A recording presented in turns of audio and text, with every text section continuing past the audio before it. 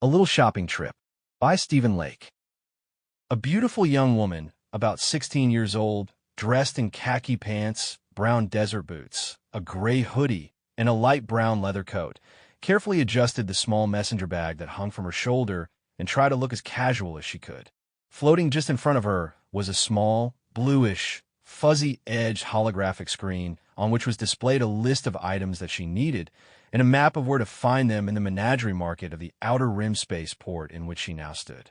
Surrounding her, in amongst the numerous merchant stalls that were located there, was a plethora of aliens who hailed from nearly every sentient species in the known galaxy, as well as a multitude of other, lesser creatures who were of somewhat dubious nature. These creatures, who wandered around the market from shop to shop, were always on the lookout for anything that they could steal to either feed their bellies or their own personal greed. And not all of those who took part in such reprehensible activities were the four-legged variety. Even so, despite being surrounded by this overflowing hive of scum, villainy, and questionable market practices, the young woman was neither uncomfortable nor scared to be wandering around openly in a place that was so foul and detestable. If anything, she felt very calm. But this wasn't due to her own personal strength or power or anything else that she either carried or projected from her petite and gentle frame. The reason that nobody in the market was willing to mess with her was because of the over 6-foot-tall, fur-covered drake that walked protectively by her side. This creature was massive, imposing, and intimidating in all the right ways, and because of him, the young woman felt completely safe despite what surrounded her. After all, it's not hard to imagine the thoughts of sheer terror that were going through the minds of everyone around her as their eyes fell upon the massive, brute beast that was passing by them. As such, she knew she had nothing to worry about or fear, no matter how dangerous things might be. The drake that walked by her side darted his eyes suspiciously back and forth across the market around him as he studied the multitude of questionably immoral shopkeepers and patrons who parted before them, and gave both him and the young woman a wide berth. Eventually the drake turned to the girl and eyed her curiously. "So why exactly are we here?" he asked suspiciously. The girl quietly glanced over at a small, alien-looking hound that growled slightly at her, and then retreated into a store as soon as it locked eyes with the drake. "I've spent hours combing the forums and through the archives, data networks, and every single library and data storage face Yes, I know that," said the drake as he abruptly cut her off. "That's not what I'm asking. What I want to know is, what is this mysterious item you're looking for so diligently?" The young woman smiled as she reached over and gently stroked the drake's surprisingly soft, golden-colored fur. The drake's strong, muscular build and sharp, wingless, draconian features rippled and swayed playfully as it walked, and yet did so in a very undragon-like way. The young woman smiled at this. It was one of the many things she liked so much about her friend. "Well, I could tell you, but I think it'd be more fun if you saw it for yourself. That way it'll make this entire shopping trip a lot more interesting," she replied whimsically. The drake narrowed his eyes incredulously. "Given the location that we've come to in search of this prized item, I hardly believe that it will be possible for us to have any kind of fun while we're here," he replied pertly. The young woman grinned and playfully poked at his neck. "I'll lighten up you. It's not like we're invading the castle of the Pirate King," she teased. The drake lightly furrowed his brow at this. "Given the extremely questionable state of this market that we are presently passing through, I would highly question that statement," he replied incredulously. The young woman giggled at this. Just then a small, half-reptile, half-marsupial creature stepped out into the aisle that passed between the rows of booths and shops along the concourse, paused briefly to look around, and then scurried off into another booth on the other side. The drake looked at this contemptuously as he scowled in disgust.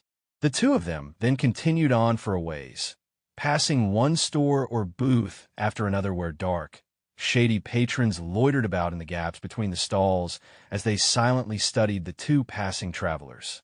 However, all of them, despite their greed, wisely kept their distance for fear of the powerful drake that bravely escorted the young woman in front of them. One of those shady figures, who eyed the intrepid duo, was an anthropomorphic alien of uncertain genealogy, whose head looked every bit like they'd taken a grenade to the face one too many times. As the creatures studied the young woman and her Drake, it took a slow, careful draw on an electronic cigarette, and then exhaled a white, smoky cloud as though it were a mythical monster of great power who was a force to be reckoned with. However, the Drake saw this and was not shaken in the slightest by it. If anything, he was deeply underwhelmed by the whole experience. Eventually, after walking nearly the entire length of the market, the intrepid duo came to one of the shops and then stopped. In front of it hung a variety of alien plants that dangled precariously near and above the shop's doorway like thick, green sentinels. The Drake, upon smelling the odor that was being given off by the plants, paused and then held his arm out to stop the young woman from entering. Surprised by this, she looked at him in confusion. It didn't take her long to notice the look of great concern on his face. "What is it?" she asked. The Drake's eyes narrowed. "This doorway and these plants. There's something about them that I don't like," he replied with deep suspicion. The young woman, curious of what her Drake companion was sensing, looked at the plants for several moments before letting out a bemused, chuckling laugh. "Of course there is. They're hairwolf plants. They're meant to keep pests, rodents, and even certain unwanted customers from entering the store. But you don't have to worry about them. Hairwolf plants are completely harmless to humans and Drakes. They're annoying, yes, but also completely safe," she replied. The Drake turned and quietly studied the young woman for several moments before returning his gaze to the door once more. He then slowly narrowed his eyes at this. "They're harmless, you say? Forgive me if I don't believe you," he replied incredulously. The young woman laughed. "Oh, you're just being needlessly paranoid, you old fluffball," she chided. The Drake grunted. "Yes, and that's what's also kept you safe all this time," he replied flatly. He then stood up on his hind legs, causing his head to tower well above hers, and then picked her up in his arms and activated his personal shield as she squealed and giggled in surprise at this. It had always been her dream to be swept off her feet by a knight in shining armor, but she'd never expected to one day have her furry Drake friend do the same. "Hey, put me down. I'll be fine," she protested with a giggle. The Drake frowned slightly at this. "Allow me to determine that, and not you," he replied flatly. He then plodded carefully forward, through the door covered in hairwolf plants, and then into the merchant store beyond. Once there, he deactivated his shield, and then set her on the floor again before returning to his prior four-legged walking state. The young woman lightly chuckled at the Drake as she playfully batted at his nose. "Aren't you being a little too protective of me?" she asked. The Drake looked at her with muted indignity. "It is always best if one is generously overcautious than grievously unalived by their own predacious foolishness," he replied indignantly. The young woman giggled at this, but said nothing else. The two of them then proceeded further into the store, and towards the back where a large, wooden counter spread across the back wall, behind which was displayed a multitude of merchandise for sale.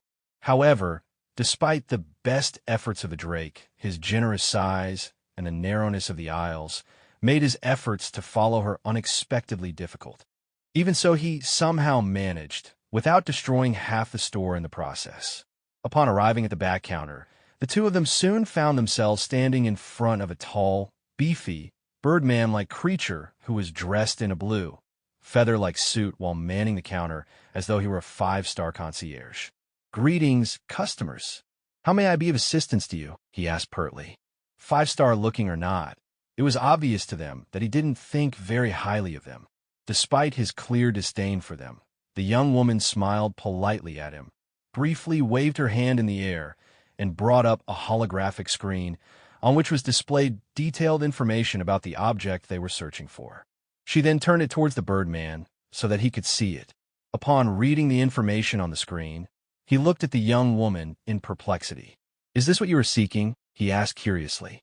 "We were told by some friends that you have one of these, so we'd like to purchase it from you," said the young woman. The Birdman again glanced briefly at the display before returning his gaze to the young woman and her Drake companion. He then gently waved his hand in front of the holographic display, causing it to shimmer briefly before vanishing. And what, pray tell, gave you the ridiculous idea that I would possess such a preposterous, make-believe, fantasy-drivel item such as this? He asked dismissively. The Drake, upon hearing the Birdman's rudeness, immediately grew angry at him. However, his best friend, the young woman, did not respond to the Birdman's rudeness, but instead remained silent and contemplative. Sensing this from her, the Drake calmed down again. Clearly she knew what she was doing, so he would be wise to let her continue for now. Why would an item like that be located here? Well, to best answer that, let me ask you a question in return. If you ever had the need to hide such an extremely high-value magical item as this, where's the absolute single best place in the entire galaxy to hide it such that nobody would ever find it? She replied. The Birdman thought about this briefly and then furrowed his brow in intrigue.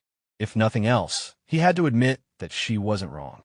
Indeed, you would be correct in that idea. However, once again I ask you, why do you think that such an item exists here? He asked with muted incredulity. The young woman summoned her holographic screen again, flipped through several pages in the display, and then turned it towards him. The Birdman, upon seeing what was displayed on it, perked up in interest. He then looked up at her curiously. Where did you get this? He asked suspiciously. The young woman dismissed the display and grinned at the Birdman slyly. Your boss is Mos Galadon, is he not? The Birdman studied her suspiciously. He is. Why do you ask? He replied cautiously. Because I know who he is, as I've had dealings with him before. So I know his style and the kind of henchman he prefers to have serving under him, she replied with a grin. The Birdman furrowed a brow at this. Clearly she knew exactly who she was dealing with, and had really done her homework before coming here. Very well, I will give you that. However, I again ask you, why do you think that this item that you seek would be hidden here? He asked. The young woman grinned playfully.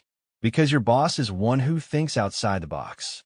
So it's almost a foregone conclusion that he would readily stash a high-value magical item in a space station such as this, because, who would ever think to look for something like that here?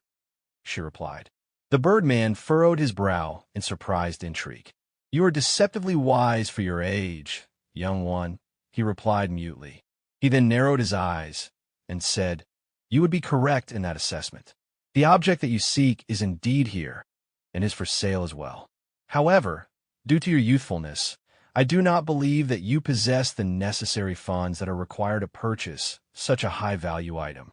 He then grinned smugly at the young woman, expecting her to either pout, or cry, or even storm off in frustration at this. But instead he watched in wonder as she grinned slyly, summoned her holographic display again, made several swipes across it, and then turned the display towards him. What he saw listed there nearly made his feathers stand on end. He then quickly looked up at the young woman in surprise. Where did you come across this information? He asked in astonishment. The young woman grinned. Let's just say that I did my homework, she replied. The Drake, who was by her side, grinned incredulously at this. Yes, she very much did, almost to the point of lunacy, were I to judge her efforts, he replied. The Birdman cocked his head to the side thoughtfully. And I assume that you wish to trade the magical item in question for this information that you have? He asked. The young woman nodded. Even though what I have is worth more than your magical item, I am willing to give it to you on equal parity in trade for what you possess, she replied. The Birdman looked at the young woman in amazement. For such a youthful mind, her negotiation skills were impressive. He then turned and briefly studied the Drake before looking back at her as he tried his best to hold himself together in the face of such an incredible opportunity. After a bit, he relented. Very well, then, I agree to your terms, he said pertly. He then gestured in the air and brought up his own holographic display. After a few quick swipes, he turned it to face her. On one side was an image of the magical item in question, and on the other a space where she could place her payment, the aforementioned information, to complete the transaction. The young woman, pleased with what she saw, brought up her own holographic display, swiped left to drag the agreed-upon information over into the empty space on the Birdman screen, and then close her display. Upon receiving the agreed-upon payment, the Birdman accepted the transaction and then transferred the magical item into her dimensional storage, thus completing the sale. A moment later, a notification screen appeared in front of the young woman announcing that a new item had been added to her item box. She then opened its summary briefly, examined the new entry, and then closed it again, being fully satisfied with what she found. "Thank you for your patronage. I am most pleased with this transaction," she said playfully. The Birdman smiled slightly at this, the edges of his beak curling up in a sly, impish grin. "Shouldn't I be the one saying that?" he asked playfully. The young woman laughed at this. She then said her goodbyes before turning and making for the door. However, just as before, her Drake friend scooped her up in his arms, raised his shield, and walked her through the door before setting her down again. The two of them then began making their way down the promenade on the way back to their ship.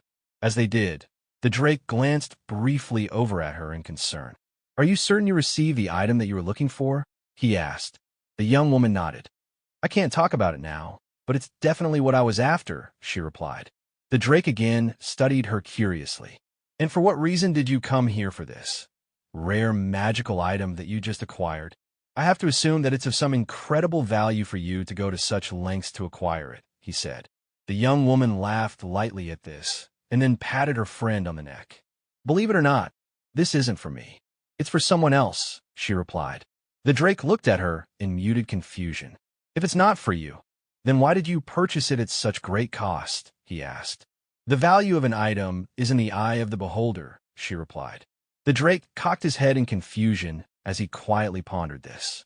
After a moment, however, a realization suddenly struck him. "Ah, so in order to acquire the item that you sought for, you took something that was of low value to yourself and traded it for that which was of high value to another," he said. The young woman smiled. "Yeah, more or less. I mean, what I gave him wasn't completely worthless. It's just that it didn't have much value to me. But to a mobster like Mos Galaton, that kind of information is worth a king's ransom. Hence, high value to him and low value to me." The Drake glanced over at the young woman in surprise, and then grinned slyly in reply. "And they say that pirates are the scariest thing in the galaxy. Clearly, they have never been forced to negotiate with you before," he replied. The young woman laughed at this. "Oh, you know it. And I'm not even getting warmed up yet." "Indeed," grinned the Drake. The two of them then made their way back to their space ship and then headed out into the stars on the next part of their journey.